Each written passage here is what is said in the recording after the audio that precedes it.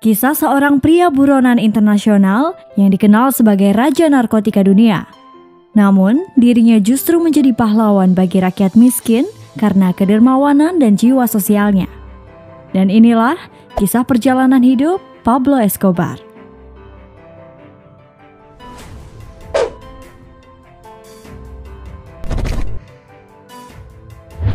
Sosok yang sangat kontroversi ini memiliki nama lengkap Pablo Emilio Escobar Gaviria.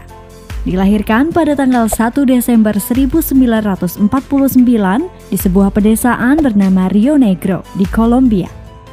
Escobar merupakan anak ketiga dari 7 bersaudara. Ibunya yang bernama Hermilda de los Dolores Gaviria Berrio adalah seorang guru sekolah dasar. Dan ayahnya, Awel de Jesus dari Escobar Echeverry, merupakan seorang petani. Sejak kecil, Pablo Escobar dibesarkan di kota Medellin, Kolombia. Saat usia remaja, Pablo Escobar mulai melakukan kegiatan kriminal dengan mencuri batu nisan yang kemudian ia jual ke penyelundup lokal. Tak hanya itu, pada awal tahun 1970-an, sebelum terkenal sebagai gembong narkoba terbesar, Pablo Escobar bertindak sebagai pencuri dan pengawal. Pablo Escobar kemudian mulai bekerja dengan Alvaro Prieto, seorang penyelundup yang beroperasi di sekitar Medellin, Kolombia. Dari pekerjaannya dengan Alvaro Prieto, Escobar berhasil mengumpulkan 1 juta peso Kolombia pada usia 22 tahun. Pablo Escobar dikenal sebagai seorang pemimpin kartel Medellin yang mencapai titik kekuasaan dengan mengontrol 80% perdagangan kokain di seluruh dunia. Namun, selain banyak yang berpendapat negatif kepada Escobar, masih ada banyak orang Kolombia, terutamanya dari kalangan miskin kota, yang menganggapnya sosok pahlawan dan mengaguminya sebagai seorang yang dermawan dan murah hati. Escobar terkenal karena kerap beramal dan terlibat dalam pembangunan fasilitas umum, seperti sekolah-sekolah, lapangan olahraga, perumahan, dan pengembangan bagi masyarakat miskin kota. Saudara Escobar, yakni Roberto Escobar, memiliki pandangan bahwa Escobar mampu membangun relasi yang natural dan harmonis terhadap kaum miskin kota. Karena kegemarannya terhadap olahraga, ia rela mengucurkan dana kekayaannya untuk pembangunan lapangan olahraga, berbagai fasilitas hingga sponsor dana untuk tim sepak bola anak-anak. Saat kemenangan Atletico Nacional meraih juara prestisius Copa Libertadores tahun 1989, Pablito turut dipercaya sebagai aktor di balik kemenangan klub kebanggaan kota Medellin tersebut karena suntikan dana yang dimiliki. Di samping itu, kiprah Escobar dalam menjajakan kokain internasional harus berjibaku melindungi bisnisnya dengan melawan pemerintah Kolombia dengan berkampanye melarang kebijakan ekstradisi penjahat ke Amerika Serikat. Walaupun kabar tentang perintah pembunuhan Escobar sudah mulai terdengar di telinganya, Escobar tak tinggal diam. Pasalnya, sekelas polisi, jurnalis, pejabat tinggi, hingga politisi pernah meregang nyawa karena melawan kerajaan kokain miliknya. Escobar, dalam titik kekuasaannya, mampu memberi ancaman untuk mengacaukan politik Kolombia, sistem peradilan, dan bahkan politik perang internasional Amerika Serikat terhadap obat-obatan. Pemerintah Kolombia sendiri kala itu sedang tidak mampu mengangkat warganya dari jerat kemiskinan. Medellin di era kolonial adalah pusat pertambangan di Kolombia. Wilayahnya berada di daerah dataran tinggi dan warganya mengembangkan budaya mereka sendiri. Masyarakat Medellin sudah memiliki tradisi dalam penyelundupan. Menurut anaknya, Sebastian Marroquin, ayahnya terjun dalam dunia kriminal melalui praktik berjualan ijazah perguruan tinggi palsu. Umumnya, praktik ini dilakukan melalui kampus Universidad Autónoma Latinoamericana di Medellin. Secara lahiriah, para penduduk Medellin adalah orang yang agresif, ambisius, pekerja keras yang mendambakan uang serta status sosial. Tahun 1970-an, Medellin mulai menjadi tempat para sindikat kejahatan terorganisir yang menghasilkan banyak uang dari penyelundupan berbagai jenis barang termasuk narkotika. Untuk urusan pasar narkotika kala itu di Medellin belum menjadi barang utama dan umum di Kolombia. Sebelum 1973, sebagian besar kokain diproduksi di Chili yang mendapatkan pasokan daun kokain dari Peru dan Bolivia. Penyelundup Kolombia berperan sebagai penghubung ke Amerika Serikat. Produksi kokain beralih ke Medellin ketika pada tahun 1973 Jenderal Augusto Pinochet menguasai Chili. Escobar sendiri mulai masuk ke dunia perdagangan narkotika pada 1973. Sebelumnya, dunia kriminal dilalui Escobar dengan menculik Diego Echevarria, seorang pemilik pabrik yang kaya di Envigado. Sosok Echevarria sendiri sangat tidak disukai oleh kalangan pekerja kelas bawah karena kerap memecat dan menggusur rumah pekerja untuk perluasan properti miliknya. Escobar menculik pemilik pabrik ini dan meminta tebusan sebesar $50.000. Setelah kejadian itu, tubuh bos tersebut ditemukan di galian lubang dekat rumah Escobar. Meski tak ada bukti yang lebih detail atas perbuatan pembunuhan Escobar terhadap bos tersebut, tapi keterlibatan dirinya tidak berusaha disangkal oleh Escobar. Peristiwa tersebut mampu menaikkan pamor pribadinya. Di mata pekerja kelas bawah, ia merupakan pahlawan karena berhasil menumbangkan penguasa lokal. Penduduk setempat menjulukinya sebagai El Doctor dan menjadikannya legenda setempat. Pada 1976, ia pernah ditangkap bersama sepupunya saat melintasi perbatasan Ekuador dengan 39 pin kokain saat memberi uang pelicin kepada petugas setempat. Kiprahnya sebagai pedagang kokain terus meroket. Ia juga akrab berurusan dengan pihak kepolisian. Bersamaan dengan itu, gelontaran dana deras mengalir ke kantung Escobar. Ketika ia menginjak usia 26 tahun, tabungannya di bank telah mencapai lebih dari $3 juta. Pada tahun 1980-an merupakan masa puncak kejayaan Escobar, karena kartel Medellin mampu meraup keuntungan hingga $420 juta per minggu, dan berarti sekitar $22 miliar per tahunnya. Bahkan, Escobar bisa membelanjakan $1.000 per minggunya untuk membeli gelang karet guna membungkus tumpukan uang yang disimpan di gudang. Namun, kejadian buruk menimpanya, lantaran 10% dari tumpukan tersebut dilaporkan rusak dan hilang per tahunnya karena dimakan tikus, terendam air, bahkan sampai hilang.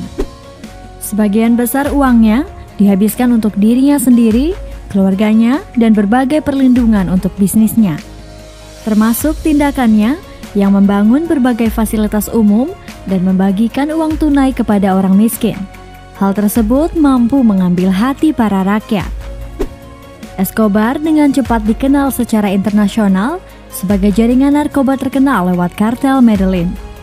Ia menguasai sebagian besar pasar obat yang masuk ke Amerika Serikat, Meksiko, Puerto Rico, Republik Dominika, Venezuela, dan Spanyol.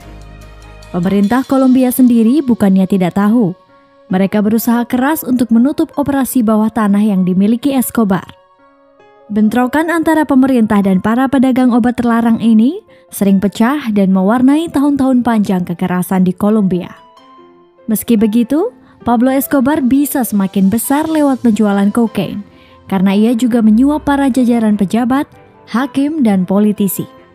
Ia juga turut terlibat dalam kematian ratusan orang, termasuk warga sipil, polisi, dan pejabat negara. Tingkat pembunuhan di Kolombia meningkat karena Escobar yang menggelontorkan uang kepada pembunuh bayaran untuk menumpas polisi. Belum lagi, keterlibatannya dalam pembunuhan calon Presiden Luis Carlos Galán yang difavoritkan menang dalam pemilu Kolombia tahun 1990 dan serangkaian aksi lainnya.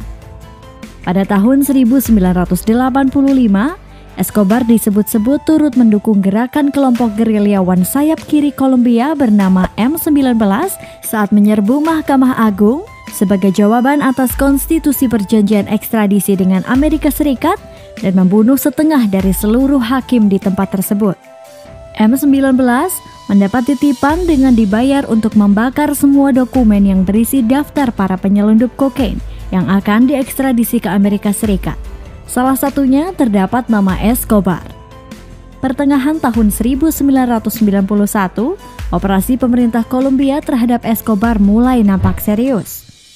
Dibantu Amerika Serikat di bawah pasukan khusus, memaksa raja kokain dunia ini menyerah dengan negosiasi bahwa ia akan mengunci diri di penjara di desanya sendiri di dataran tinggi dekat Medellin bernama La Catedral dengan fasilitas mewah. Namun, pada pertengahan 1992, pemerintah Kolombia mendapati bukti bahwa Escobar masih menjalankan bisnis kokain di balik penjara. Pengepungan dilakukan aparat Kolombia ketika dirinya berhasil melarikan diri dan menghabiskan waktunya bersembunyi dalam kejaran aparat. Dalam pelarian, Escobar berpindah-pindah lokasi persembunyian dengan membawa keluarganya. Ia pernah membakar uang tunai sebanyak $2 juta guna menghangatkan badan mereka dari cuaca dingin. Gabungan Komando Operasi Khusus Amerika Serikat yang terdiri dari Delta Force dan Central Spike atau DEVCRU melatih satuan khusus dari kepolisian Kolombia pemburu Escobar bernama Search Block. Selagi Escobar berkonflik dengan pasukan Kolombia dan Amerika Serikat, serangan lain kepada kelompok Escobar juga terjadi dari musuh-musuh kartel Medellin dengan melakukan serangan berdarah dan membabi buta. Belasan, bahkan lebih, rekan Escobar yang meliputi pengacara dan kerabat dibunuh. Tak hanya itu, beberapa properti dari kartel Medellin dihancurkan. Anggota Search Block bersama Badan Intelijen Kolombia dan Amerika Serikat bersekongkol dengan Los Pepes dan bahkan melakukan pencarian bersama. Di bawah pimpinan Brigadir Hugo Martinez, tim tersebut mengawasi dan melacak transmisi telepon radio dan menemukannya bersembunyi di Los Olivos, sebuah kampung kelas menengah di Medellin. Baku tembak terjadi saat pasukan mengepung tempat persembunyian yang berisi Escobar dan pengawal pribadinya, Alvaro de Jesus Agudelo. Kedua buronan ini berusaha melarikan diri dengan berjalan di atap rumah. Di saat itulah keduanya ditembak polisi Kolombia. Escobar mengalami luka tembakan di kaki dan tubuh bagian atas, dan yang paling fatal adalah tembakan di telinga. Kontroversi yang meliputi penembakan mati Escobar adalah tidak ada yang mengetahui secara pasti siapa yang melepaskan tembakan hingga tepat di telinganya, atau proses itu dilakukan setelah ia terjatuh. Namun, beberapa kerabat mempercayai bahwa Escobar mengakhiri hidup dengan menembakkan diri tepat di telinga. Setelah kematian Escobar, pasar kokain beralih tangan, didominasi oleh rivalnya, Kartel Cali sampai pertengahan 1990-an ketika pemimpinnya dibunuh.